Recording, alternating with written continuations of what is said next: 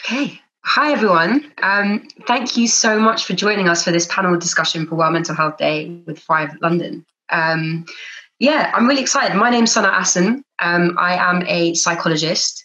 I'm also a poet. And I've done lots of different types of work in the area of mental health. I presented a documentary last year with Channel 4 called Young British and Depressed, which was really looking at young people's mental health.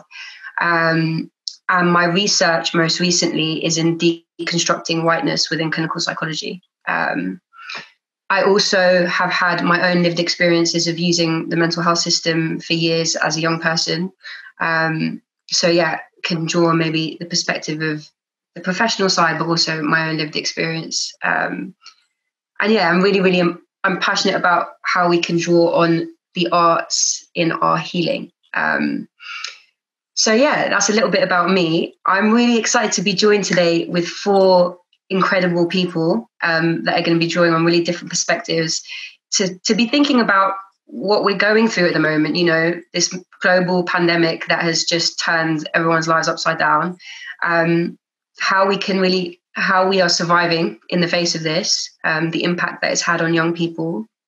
And I think really what we wanted to draw the focus on today is thinking about the impact of the structural inequalities that have always been there, that are being really laid bare in the face of COVID.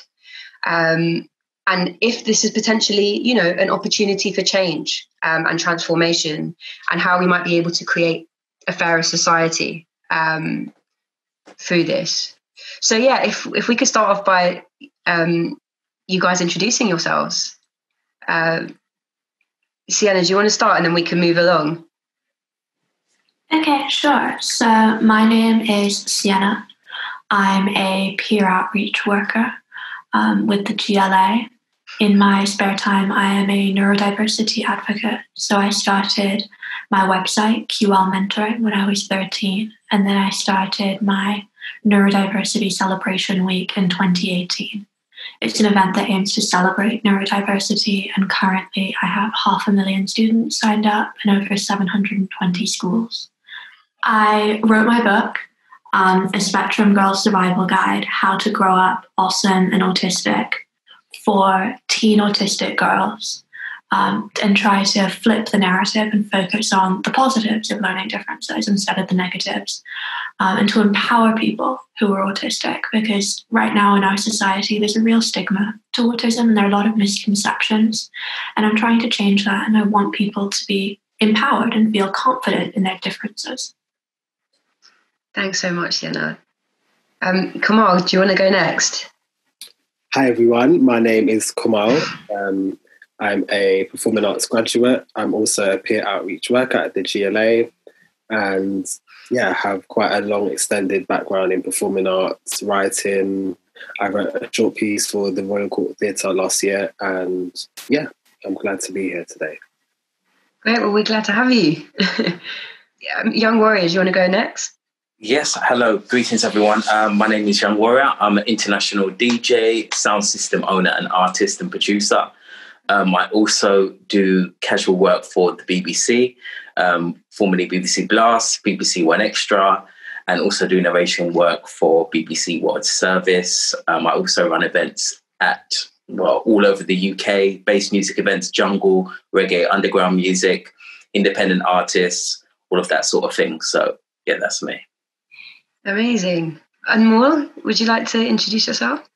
Yes, thank you. Hi everyone, my name is Anmol. I'm a law graduate and aspiring solicitor. I've been on the peer outreach team for nearly 4 years now, and I'm also a children's rights activist and have worked with a number of charities. I care a lot about young people being at the forefront of every decision made, and young people having a voice. So, Great, thank you so much. I'm really excited.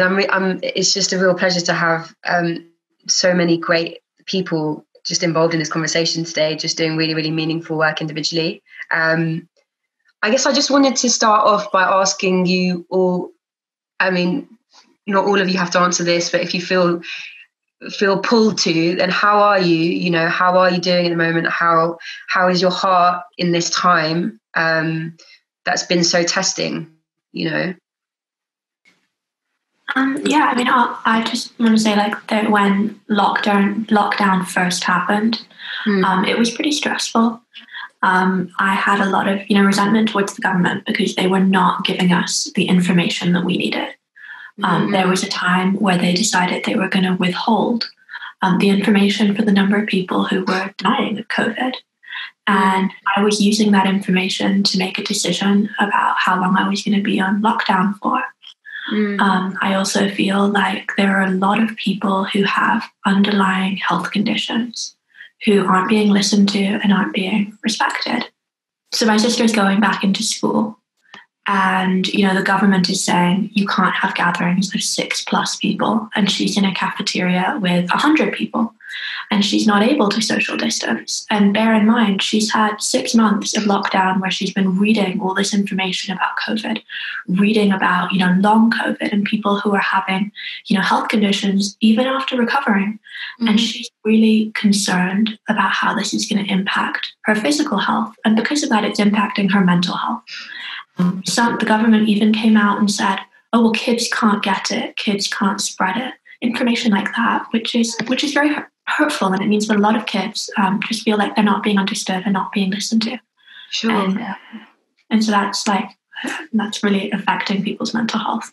Yeah, I mean, there's so much in that. I think it really sounds like both the lack of transparency from the government has been really unsettling, but also the inconsistency in some of like the rule setting or the guidance, like 6 people here, but it's fine for however many of you to be sat in a cafeteria together. And it's just like that inconsistency and that conflicting information. It sounds like it's been really, really overwhelming and is affecting not only like your physical, yours and your family's physical health, but also, your well-being, like your state of mind. So it sounds like it's been a really heavy time, and I think I don't know if anyone else can relate to that. Yeah, I just wanted to say, I think that question is really nice when you said, how are you, how's your heart? Because I think we always say, how are you? And the other person says, yeah, I'm okay. And I think the main thing behind that is because we're always in a hurry. Like, we're just always wanting to move to the next step, and life just goes so quick that way. But lockdown forced us to slow down and really honestly check in with your loved ones and just people around you, and properly check in, because as you said, it's been a tough time for everyone. So I think that's a lovely question. And me personally, I'm doing okay, but yeah, same as Siena. There was a lot of struggles. It's probably the same as everyone, really. I care for my little sister who's 8, so she's in primary school. So it was like the whole homeschooling situation that I didn't really know what I was doing at first. But luckily her school offered a lot of support virtually. But I know so many people didn't get that support. So I can only imagine how hard it is for other young carers or young parents, and also balancing work and things like that. But yeah, for me, I had sort of a strain on home relationships as well, because you're stuck at home with your family or whoever it is that you live with, and sometimes those relationships can, that you could argue more or whatever it is, because you're just always at home and you don't really have space to go outside. So yeah, I think it's just all about keeping positive, and the way for that is to keep your mind busy. A lot of people engaged in more like exercise and home workouts and things like that. So yeah, it's been up and down, but I think now I've sort of been able to have a sort of plan, or I know what works for me, and yeah, I think that's really important for everyone to think about what works for you and how to cope. Sure. Thank you for sharing that, Anmol. I think there's a lot in terms of the pandemic forcing us to confront, I guess maybe this sounds really extreme, but I think death in a way, that we haven't had to in such close proximity before. And I think within that, it means that we do look at our relationships. We do like stop a bit more and pause with each other to really actually be like with the heart and with the body, and asking like how you really are, in a way that, you know, structure and routine and the busyness of it all wasn't really allowing before. But I think it's helpful to hear like it has been I think for everybody as well, just a real mix of ups and downs, and there may be opportunities for connection, but also like negotiating conflict and being trapped in spaces with people that you don't necessarily want to be with all the time. Or, you know, I guess what does an ideal or fair society, and I know this maybe this wording doesn't necessarily resonate for everybody, because it's a big dream, isn't it? A fair society, what does that really mean? What does that look like? But I mean, whatever that does mean to you, what does that look like for you or for young people? And who do you think the key players should be in structuring that change? Could I start with you, young warrior? Because I know we haven't got to speak to you much yet. A fair society, obviously, to me, in my eyes and what I've been taught, Caribbean background, my family are Rastafarian. So I've had a lot of ethical growing up from them, teaching about equality, teaching about human rights, teaching about your history, knowing yourself, knowing oneself, and knowing to respect others. You know, I've got to say, you know, a lot of people don't really necessarily talk about religion these days, but these kind of things and these old, going back to the village kind of traditions, have created definitely a stronger person of who I am, which I have to be very grateful for. So a fair society to me is the things, these ethics that I grew up with, these traditions that I grew up with, learning to respect people, you know, appreciating people no matter what their skin color, their age, their ability or disability, you know, accepting ones for who they are, and accepting people for who they are, and giving them just mutual respect and treatment.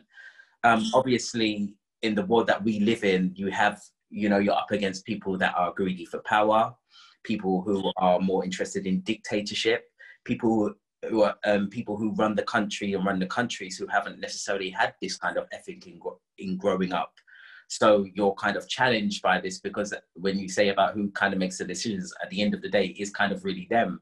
We can have our way of how we may do things and how we may live our lives, but we do not have the ultimate control.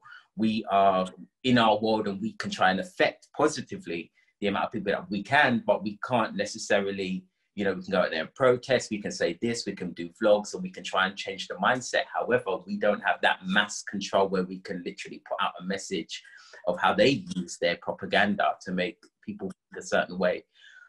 So we can only do what we can do as individuals, and with the grace of God, when our time is over, that may be our duty to kind of influence positively who we can while we can. Oh, there's a lot in there that I want to just ask you a little bit more about, if you don't mind. So I think I think what I've heard is that you're speaking to both like our power, I guess, to some extent as individuals, to create change within the small bubbles that we can, but fundamentally what lies within the power of the government. You know, I think you use the word dictatorship, and sometimes, you know, I guess propaganda that can come through that can be harmful. It's very, very hard to move against that when there is so much power that lies in systems, right? So you know, what I hear in that is the change needs to come systemically. You know, it needs to come from the government. There's only so much we can do within our own communities. And then also, I guess, what you were saying in terms of drawing on values that are really, really meaningful. Religion, your religious background, you know, coming from the Caribbean, and what that means to you and how that shaped your identity. Do you think it's easy to hold on to those things within the Western world and in the UK and within these systems? Good question.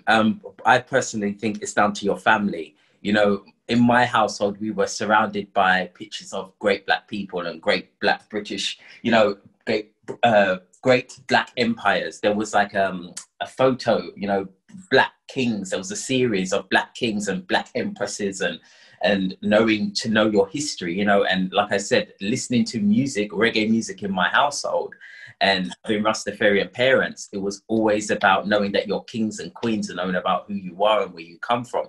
Yes, we lived in the UK. However, like, your world is your home at the end of the day. You are a product of your growing up, the people that grew you like a flower, and they were pouring a lot of good water on me. So at the end of the day, I may have had the distractions when I went outside. You know, you have the young people on the road loitering, you have crime, you have all of these things, but the ethic to know what's right or wrong came from home at the end of the day. So it was, and I'm lucky and I'm thankful that I had both parents around to kind of instill these things in me. Mm-mm. So there's something about the family home that can really recenter those values. Yes. But I think there's also the reality that a lot of people don't necessarily have that connection. Sometimes exactly might have barriers with that. No, that's really helpful. Thank you for sharing that. Kamahl, I just wanted to ask you, because there was a part of that question that I was thinking, what does a fair society look like to young people, especially? And I think, your work in terms of working with the peer outreach team, and I'm wondering if these are conversations that you've been having already or thinking about too. Yeah, no, 100%. We've had conversations as a group, or one-to-one with different members of the group. That, of course, the fact we have the peer outreach team is, because young people need to be heard, and there's a lot of topics, politics, however you want to word it, that young people should be a part of that conversation. And a lot of the time they haven't, especially young people who come from marginalised backgrounds that don't usually get to vocalise their day-to-day opinions because of how the society or the system, however you see it, is structured. So, I guess that in itself is helping to make society fairer. But of course, that in itself comes with issues and challenges because, you're already under a label, which is you're a young person. So, of course, your opinions or how you see things are going to be viewed differently because you're in a setting with a lot of adults, a lot of older people. So, of course, your opinion is always going to be basically the voice of challenge. So, that's what you have to say, then I guess just what young people think.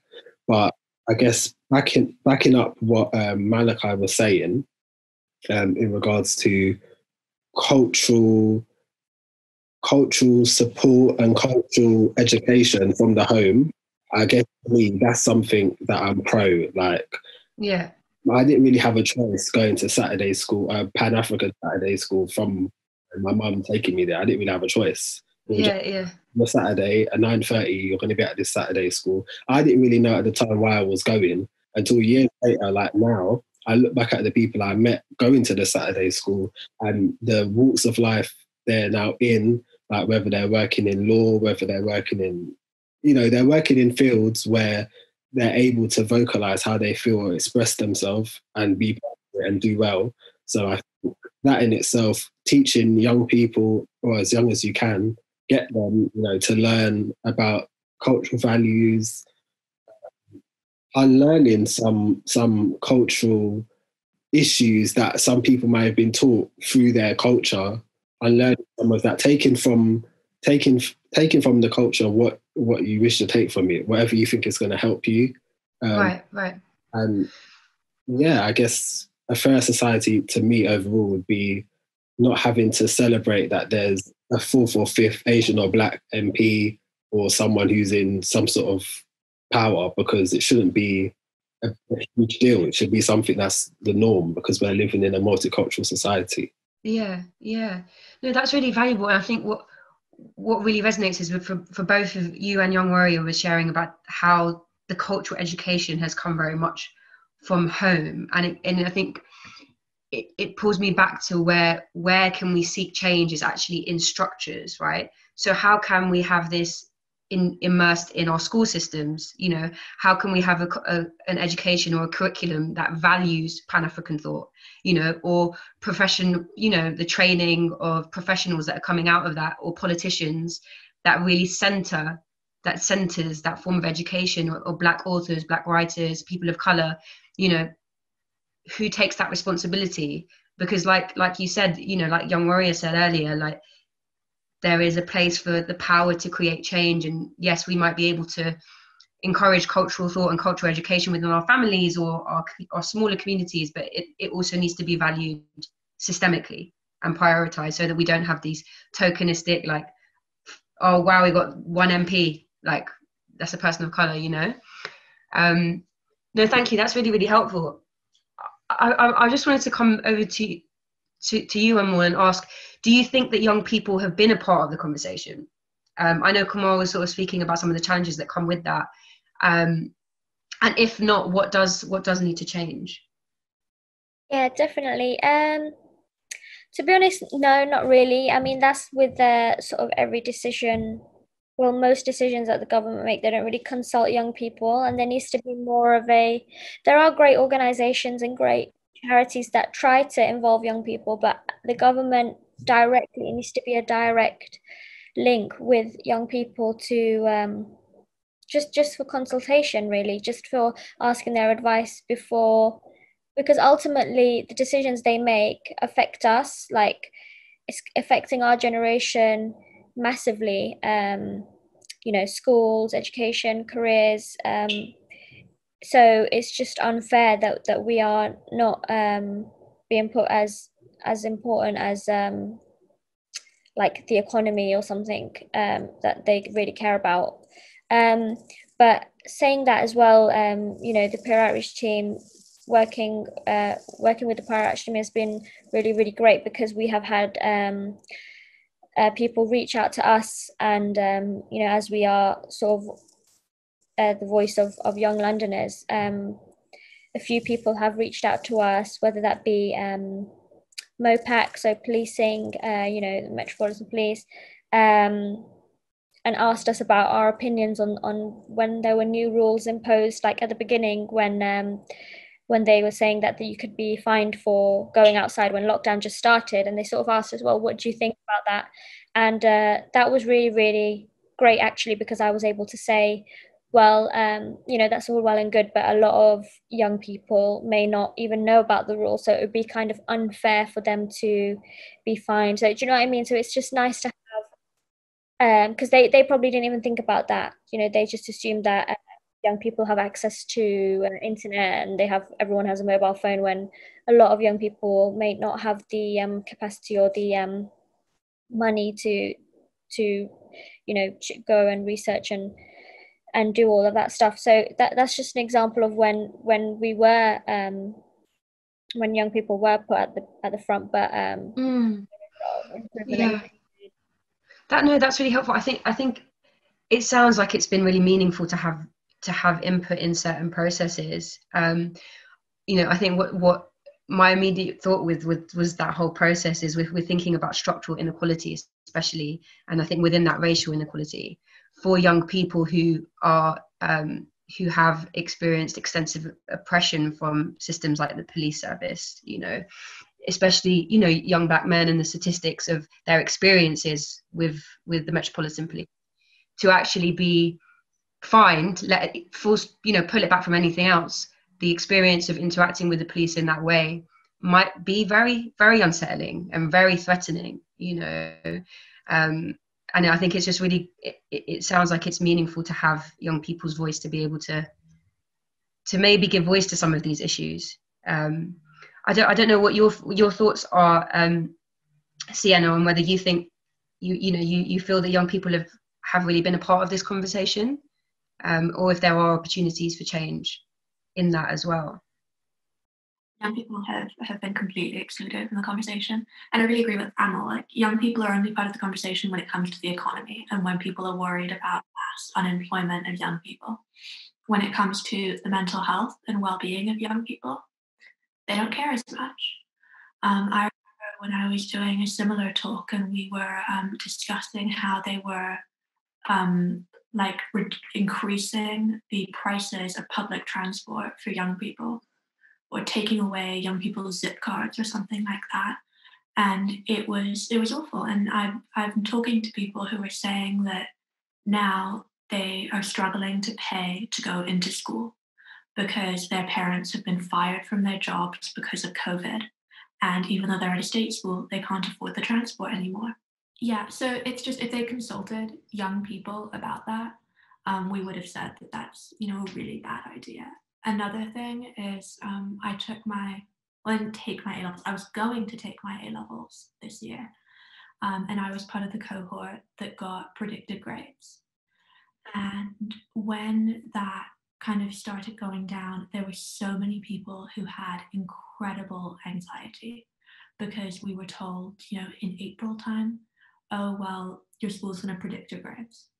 And that seemed okay. There were a few people who were concerned because they didn't have good relationships with their teachers, whether that be, because they were disabled. A lot of teachers don't understand their disabled students. I've been in that situation where, as someone who's dyslexic, my English teacher just had quite a problem with me because she didn't understand, the reasonable adjustments I needed, and she would frequently mark me down, and so that would have been a problem if I'd been doing my GCSEs.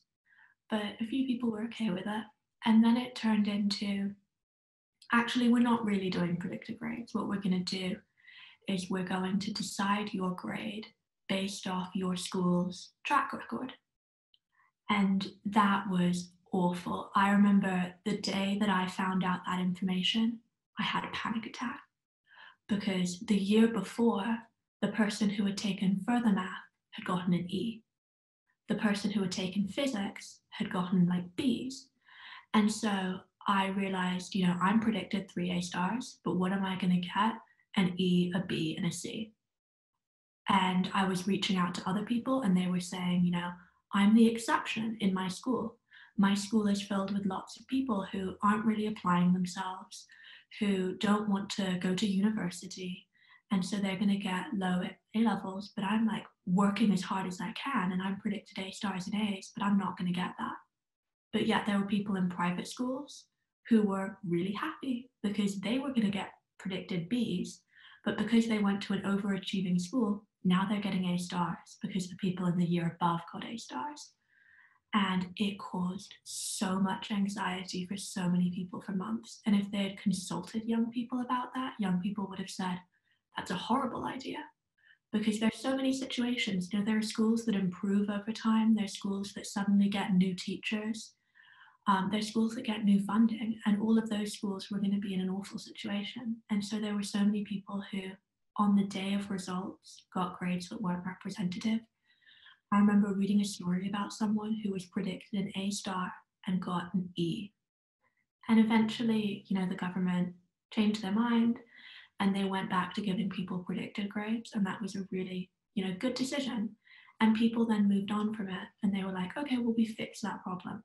But what they didn't focus on is the fact that there were so many people who had months of their life just consumed by anxiety. I was in a situation where I had a university offer that was based on the fact that I was going to get A stars and A's. And if I'd gotten an E, that would have been done.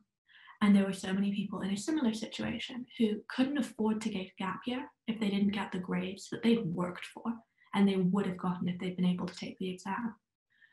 And so it was great that it was resolved, but young people should have been included in that conversation from the get-go. Yeah. Oh, I'm so sorry that you went through that. I just can't even.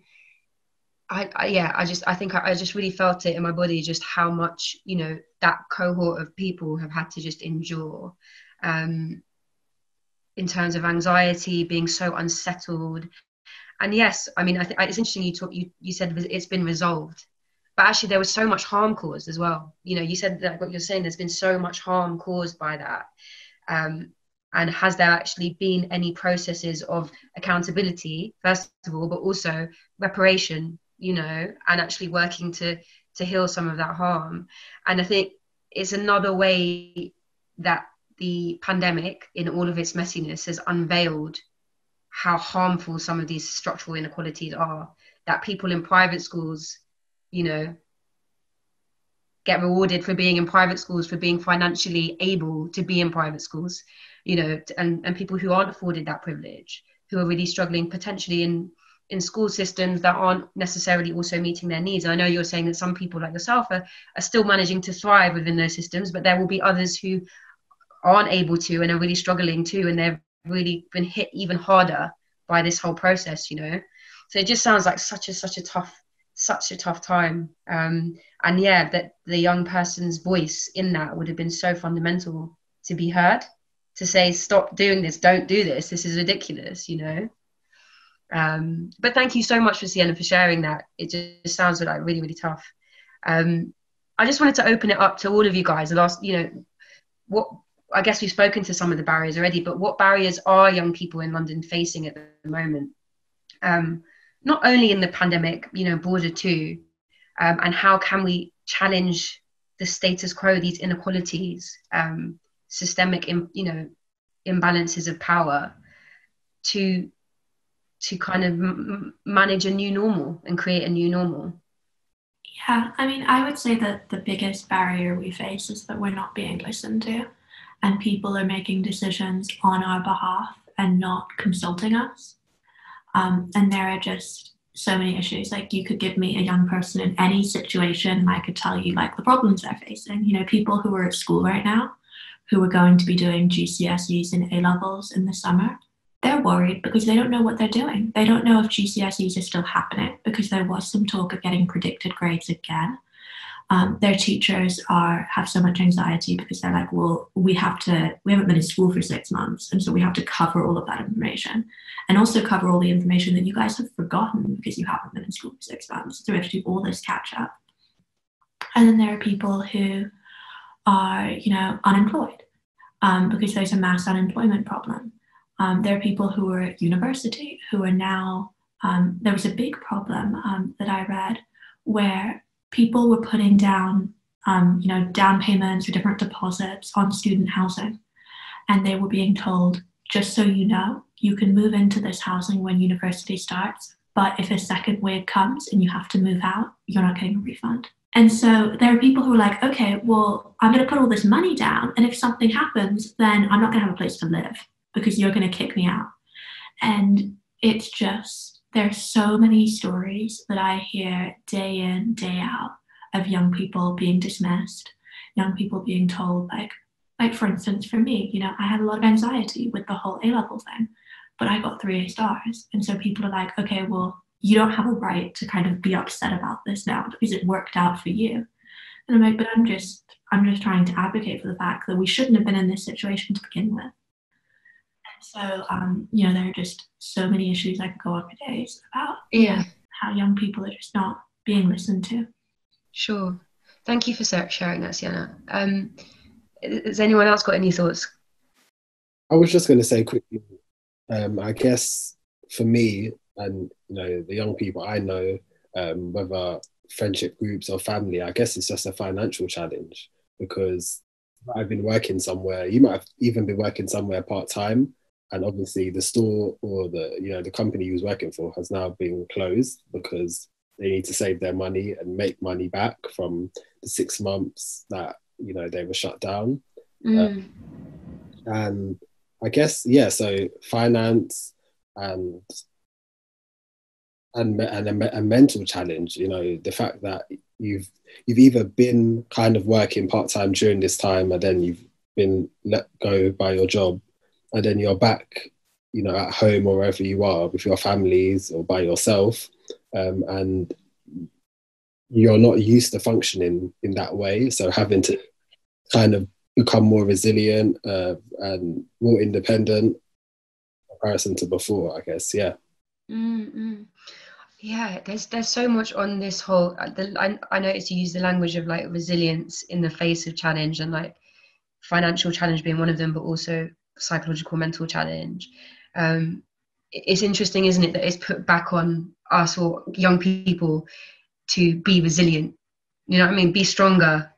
Face it. No matter what we throw at you, you be stronger. And I think there's a lot actually in us trying to have space for vulnerability, and like actually it's okay to be finding this really, really hard because it's a show, you know. And what are the government, you know, systems around us going to do to take care a bit more of our young people and to address, I mean, I don't know if anyone has any ideas about what an ideal intervention from the government would be to address these financial inequalities and financial challenges that are coming up. in the face of COVID? Can I speak? Can I Yeah, say sure. something? Yeah. So in my eyes, basically, young people were forgotten long before COVID happened anyway. From like I said, when I was working at BBC Blast, and the Conservatives came in, and then all the money and funding for youth services and arts got cut. That was when I saw the drop of the young people. When I was growing up and I was in school, we had a place called Connections. We had the youth service, we had so many different places, we had National Theatre doing workshops and different agencies and organisations. I was a part of Art of Regeneration at the Albany, and all of these different organisations where you could literally just walk in, help out, do classes. Like my arts training, I learned from all of these organisations, learning how to, like, arts administration, stuffing envelopes. Back in the day, we had to send like brochures of our workshops to people all over the UK. I started there, and all of these kind of services where you could actually just walk in and get advice about your CV and employment or sexual health or housing. All of these resources that young people had, even community centres where you could, learn cooking while, some people out in the adventure playground. Young people, none of these things exist now. So I feel very sorry for the young people who have to come up today without that. Literally, what we had is a distant memory, and it wasn't even that long ago. And it's like you take all of these things from the young people, but yet you sanction them and you want to punish them. It's like what do you expect them to do? You don't want them on the street. You want them in the house, but then you don't want them on the computer. You don't want them. It's like where do you go? And then we're back into this kind of old stereotype of old people telling young people what to do and how they should do it, and just always just being punished and being sat in the corner. And this is the treatment which young people are now going through today. They're literally being told to sat in the corner, shut up and put up, at the end of the day. And when we rise up, obviously they were rising the university fees. I was there on that protest a couple of years ago. It's like we've had to battle so much through to just survive. And I just thank God that the time's coming where literally, we have to get more even organised as a younger generation to say, okay, you know what, we need some young people in Parliament. Whoever the young mayor is, they need to do more. We need to get in places where we can actually have some say, some power. There's loads of like funding now, private funding. You have like PRS if you're a musician or in the arts. There's certain music organizations you can go to, and arts organizations you can go to if you have ideas as a young person. But also then you're dealt with funding forms, and who is there to actually even support these kind of, to even show you how you fill out a funding form. It's like we're dangling a carrot, but we're not going to tell you how to get there. It's very difficult for young people. We've almost ended up as a forgotten and lost generation. It's with the grace of God we're even here, and it's the grace of God that there's so many intelligent young people like yourselves still around, because it's so hard, and you can actually get so lost in somebody telling, it's oppression, people telling you that you're not good, not giving you the resources, not giving you opportunity. And you just sometimes say, you know what, F this, I'm gone. And you just forget about it, and you end up on the street corner selling drugs or whatever, because you've tried and not getting anywhere, and no way you're getting support. You're just basically being patronized by society constantly. Oh, yeah. There's so much in that. I think like what you were talking about in terms of like the messaging that's coming to young people being internalized, basically. You're just like, well, if someone's telling you over and over again, you're not good enough, whether that's overtly or inadvertently through like the way the systems are run, by not giving you those opportunities, at some point you are going to internalize that messaging and think, all right, well, maybe I'm not. And I think there are a lot of people that do internalize that messaging, and that's so harmful. Yeah, and also you see now, obviously with COVID-19, young people again getting the blame because you guys are having all these parties, so it's all your fault. But however, it's not young people dying, it's older people dying. But they say, well, it should be bringing it to. It's like we always get the blame, no matter what happens. Blame it on the young people, because the adults don't want to take responsibility for their own actions and their own mishandling of situations. Blame it on the young people because they don't really have a say. They don't really have the power. So we have to face the same thing, propaganda to instill this, young people are bad, the old people know better, even though the old people got it wrong. Yeah. Well, listen, that I think that is very, very clearly linked to the point I think that Sienna was making earlier about the lack of transparency from the government and some of the inconsistent messages that have been delivered actually allows like pushing the responsibility away. Not very obviously, but onto the young people. Oh, it's the young people's fault. Now Yeah. it's the young people's fault. It's not that we didn't offer clear information. We're not taking accountability and responsibility as a government to tell you very clearly what you do and you don't do. So this is our responsibility and we should be held accountable. It's now we gave you a little bit of messy messaging and now it's your fault, you know. And I think that's a really, really important point to make. I think one of the things that you were saying, your worries about, you know, the older person like telling you what to do or something, you know, that there's this like, to seek help you have to kind of go into systems that aren't actually necessarily like scaffolded for you, you know, and the money needs to be, I'm sorry, this is my psychologist hat on a little bit here, but where the money goes, you know, the money keeps going back into systems that aren't accessible. You know, how do I fill out the form? I've got to work out how to use this system. And are there ways to actually put the money into the communities, into young people, so that they can lead their own voice, their own understandings of healing, their own like arts, to be able to like use that in their thriving, all of those things to own their own healing, you know. And I think that's a really, really important thing that is just not there at the moment. And like you said, the resources have just been cut massively. But I guess I wanted to ask something that, you know, that I've been thinking about recently is this whole pandemic has really brought to light structural inequality, you know, not that it hasn't been there, but especially, you know, with everything that's happened around George Floyd and the Black Lives Matter movement, I think a lot of people are really having to look at the impact, the harm, you know, the devaluation, especially of Black bodies, in the light of the pandemic, and what that's doing to young people's mental health, well-being, you know. How is this affecting us? How is structural inequality, how is oppression, you know, at a societal level affecting our mental health? For me, quickly, I just think for me, as a young Black man in London, with everything that's been going on before and now, you know, I think I've just been confused, to be honest, with the amount of conversations that have happened. And I knew they would happen because a lot of people were and are still quite shocked about a lot of these things that have been going on, you know, of recent. But for me, this has just been a lived experience. I've been going to marches about these things with my mum and my family for years. I can't even remember when I went on the first one about, you know, Black people, whatever age they were, you know, for whatever reason, ended up dead in police custody. And so when all of these things happened recently during this time, I just felt really disheartened that a lot of people felt like this was new.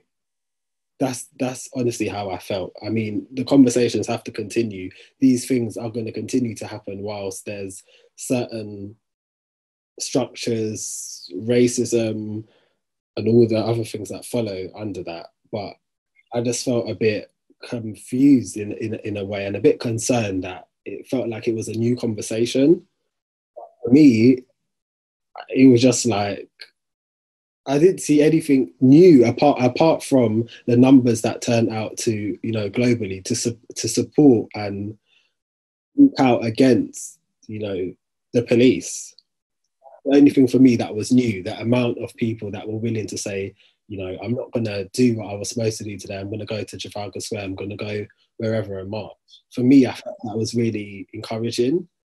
But I also felt a bit like, where was this energy before? That's true. But not to say I wasn't there supporting them, because I was, because I realized, like I said, when I started, that this has basically been a part of my life. So, but I was just a bit concerned that, you know, in politics and, you know, politicians and people were speaking about the situations like it was something new. When people were facing it head on, like this has happened now, but it's happened for the past 25, 30 years. What are we going to do now to stop it? What are we going to, how are we going to tackle it? But yeah, I've just felt encouraged that people were, you know, felt they could step out and show support and solidarity. But where is that going now? Now that it seems like everyone's kind of forgotten about it in some sort of weird way, you know, the screens on whichever day that was, what has that done for, you know, the structure, the system, the world that we live in? Yeah, I mean, I think is one of the things that you spoke about, like going from mostly silence to like suddenly this overwhelm of like support, or what seems to be support. You know, how even that must be so emotionally exhausting to process and make sense of, you know, and that process internally, let alone collectively, for the people that have been harmed by this, is just so much emotional work and emotional labor. And I think just trying to maybe, I don't know, you know, how you can distinguish sincere and genuine support from disingenuous, you know, something that's disingenuous. I don't know what that process has been like, but I'm sure a very exhausting one. And you know, and that isn't for me to try, you know, I don't want to minimize or invalidate meaningful support, because I'm sure there also has been that.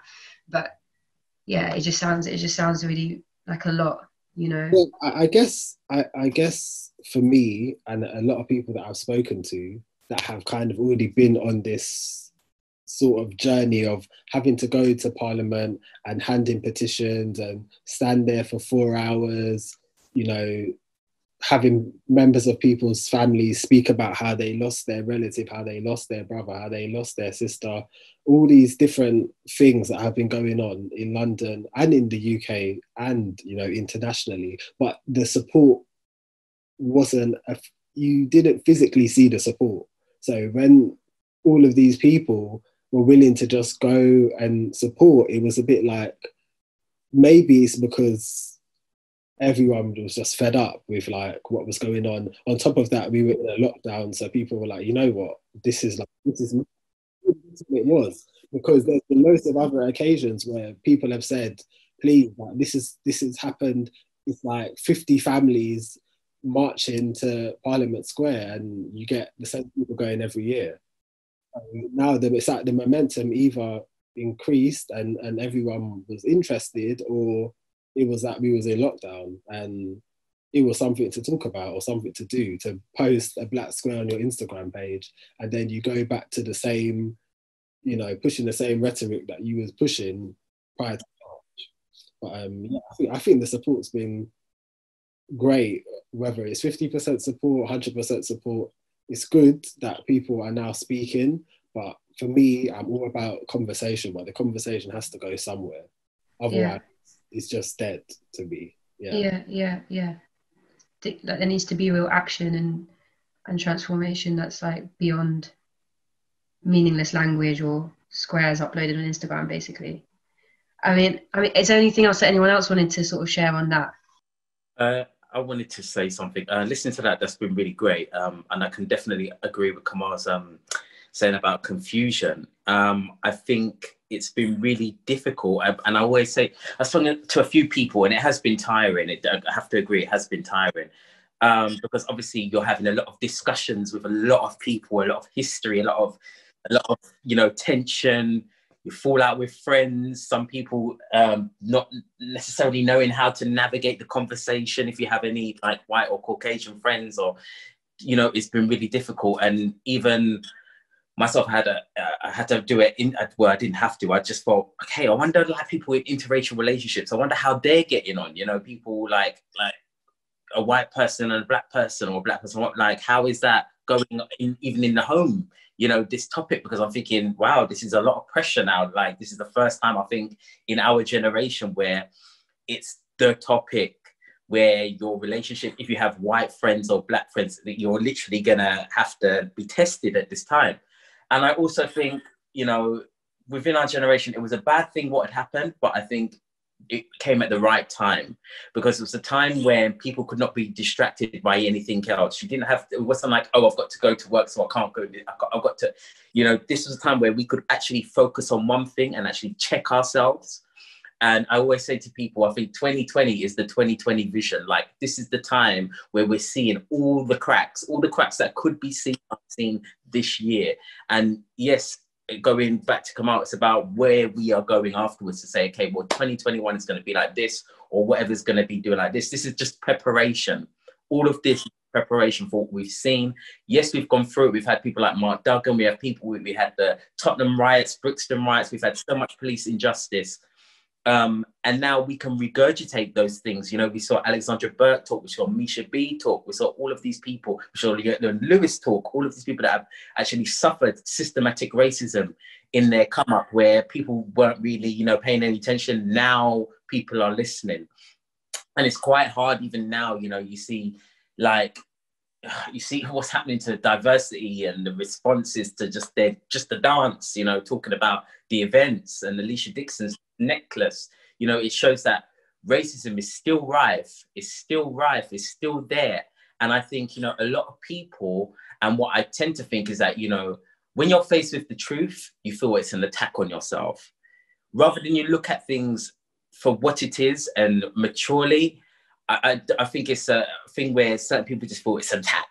I know people who are police officers, they're decent people, but they automatically think everybody hates us, they hate me, and it almost comes like they don't know how to separate themselves and actually hold in the truth and just be normal. They just think it's an attack on themselves. And I think that this is what's happened with the whole Black Lives Matter kind of slogan. They think that we're saying that their lives don't matter. But I always told people about, we are saying our lives matter because we've been treated as if we don't matter. That's all we're saying. We've been treated as if we don't matter. And these are the examples that you guys, we're being treated misfairly. And I say to people, it's like, this is where oppression comes in, especially living in a Western country. It's like you've been punched in the face and someone's telling you how you can cry and how long you can cry and if you can even cry about it. And then making you feel bad about crying about it. That's called oppression. That's mental abuse. And if you check it, like I said, that is plain mental abuse. If that was at home, that would be domestic violence. That would be domestic abuse. That is severe oppression.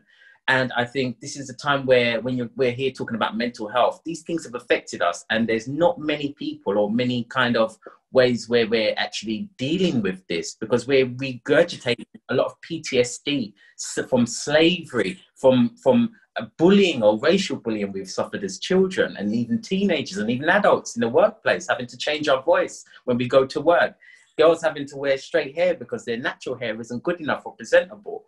We've gone through so much, and I'm not sure if there's many races here in the UK have suffered so much oppression since even the invitation to come here till today. So many years in so many ways, shape or form, through our art, for our expression, to how we look, our language. We've always been told that we're bad, or it's not working, or it's not good enough. And that's very difficult. And I feel we've been so strong, and we've used our arts to kind of hold ourselves through music and different ways of which we can creatively try and positively not basically conform or to give them their satisfaction to go out there and start violence. We've always been trying to be sensible all the time. And it's just hard. It really is hard. I mean, yeah, thank you so much for sharing that. One of the things that I've been reflecting on is this language around, racial trauma, Yeah. The trauma of enduring that, intergenerationally, and how that gets carried through, even within families, from having to go through that oppression, and having to endure that often in silence, because therapy isn't necessarily a form of healing that people of colour and Black communities are used to using, or language overtly to go to speak to an individual therapist as a way of managing that trauma. It's just like, you just got to survive. You just got to survive and keep going. And actually right now, in this current moment in time, the way to express suffering often is through the language of diagnosis, or, I'm ill because of this, and then you're going to seek help from a system. So for example, right now in the UK, clinical psychology is 88% white. You know, what that then does, whether or not that's named or not, to that harm, and what you're then going to be repeatedly re-enduring through potentially systems that can also create harm, is that there's that too, you know, there's that whole other level to it, you know. But I think, so I could go off on the mental health stuff, because that's my area of research, so I'm just being mindful not to go too much into that. But I think, yeah, I think that's really, really helpful for you to share, so thank you so much. Yeah, I mean, but I think this is it, isn't it? Is that we can, right now we're talking about a time where there's so much suffering. There's so much suffering, and the suffering isn't new, but it's being layered on in a whole different way. And like you said, we're having to confront things in a way that we might not have had to before. And that too has its own implications and impact. And yeah, I guess all we can do is start having conversations like this to try and do some of that processing and name what's really going on underneath all of it, you know? Okay, well, thank you guys so much. I'm mindful that, like, I've just got a bit carried away with the last question and gone way over time. But yeah, I really, really appreciate, you know, all that you guys have offered to this space. I hope that it's been meaningful for you, and also for the people that are watching. And there will be things that have really resonated for people. So yeah, I mean, I definitely found it really, really meaningful. So thank you guys. Are there any sort of last thoughts or anything else that you wanted to share? I just want to say big up to everybody here today. We made it. That's all I can say. We made it. We're here. We have to give thanks. You know, we're going through it, and we're still here. There's many people that are not. So any condolences to everybody who's lost family and friends during this time. And all I can just say, you know, we've just got to hold it. You know, we've got to hold it for ourselves. We've got to hold it for the next generation that are to come. So well done, everybody, and keep doing your thing and stay positive, man. When things are back to normal, you know, we can kick up a nice stink. So yeah. Yeah. Thank you for that. Yeah, and I think it's you know, it's so interesting, the normal reference there. I'm hoping that it's going to be a real opportunity for transformation. Yeah, definitely. And you know, some addressing of this inequality that has caused so much harm. So hopefully it will be a safer, less harmful, normal. But maybe I'm being really hopeful. But I hope so. I hope so. God willing. And yeah, let's see. But yeah, thank you guys so much. And thank you, Thrive London. Yeah, and just get involved in the conversations. I think there's going to be some hashtags appearing at the bottom of the screen, so get involved, and follow all of these amazing people, follow their work. Yeah, I know Siena's written a book which I would love to read, and yeah, like I definitely need to hear some of the music that you've been doing and the work that you've been doing, Young Warrior, and all of you. Like, I just really want to kind of get stuck into the things that you've been doing. It's been really, really great sharing the space with you, so thank you.